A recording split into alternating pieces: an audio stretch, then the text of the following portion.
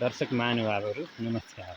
यहाँहरूले छङछङ पानी बगिरहेको अत्यन्तै कञ्चन अत्यन्तै स्वच्छ पानी पक्कै पनि देखिराख्नु भएको छ। कति मिठो पानी छ भने नि, कति स्वच्छ पानी छ भने यो पानी खाँदाखेरि भोको पेटमा काम गरिराखेको छ भने पनि अगाउने किसिमको त्यस्तो एउटा पौष्टिक तत्त्वले युक्त नै हुनुपर्छ। हुन त मैले यो आफैले रिसर्च गरेर भन्ने कुरा त भएन, तर पनि कान्लेको पानी खान पाउनु भनेको जसले यहाँ आएर यो पानी खान पाउनुभएको छ उहाँहरूले नै महसुस गर्न सक्नुहुन्छ।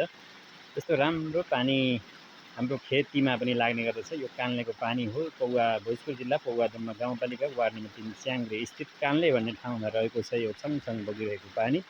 र यहाँ माथि रहेका यी ढुङ्गानहरू यहाँहरूले जति पनि देखिराख्नु भएको छ, यहाँ रुख बिरुवाहरू पनि छन्, यहाँ पानी पनि झरिरहेको छ। यहाँ माथि ढुङ्गानको बिचमा यसको मूल रहेको छ र यही मूलबाट झरेका फैलेका यी पानीका दृश्यहरू हामीलाई थुप्रै भनौँ न यो जुन पृष्ठभूमिमा यहाँहरूले देखिराख्नु भएको छ उतापट्टि घाम लागेको छ र ती घाम लागेका ठाउँहरूमा उतापट्टि प्रशस्तै मात्रामा खेती रहेको छ र यही पानी यो जुन छङछङ बगिरहेको पानी छ यही पानी गएर हामीले पालै पालो लगाउने गर्छौँ। खडेरी परेको बेलामा त यो पानी हामीलाई भनौँ महिना दिन पनि लाग्न सक्छ आफ्नो खेतमा पानी लगाउन। पालोमा लगाउँछौँ, कतिपय अवस्थामा राति समेत रुङ्नु पनि पर्ने हुन्छ, निकै दुःख कष्ट पनि गर्नुपर्ने हुन्छ।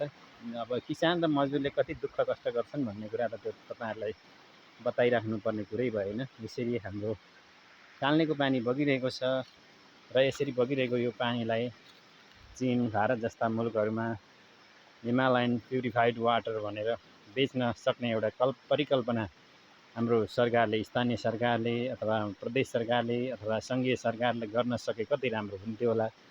हामी सबैको जीवनस्तर पनि सुध्रिने थियो होला, किनभने त्यसरी गर्न सकेको खण्डमा आखिर यो पानी घटेर जाने कुरा थिएन। त्यसरी वितरण गर्न सक्ने, व्यवस्थापन गर्न सक्ने भने साँच्चै नै राम्रो हुने थियो। त्यसरी जताततै यो कान्लेको पानी बगिरहेको दृश्यहरू हामीले देख्न सक्छौँ। अत्यन्तै गजब छ, अत्यन्तै रमणीय छ, अत्यन्तै आकर्षक ठाउँ रहेको छ। एकदमै यहाँ पसेपछि शान्तिको अनुभूति पनि हुने गर्दछ।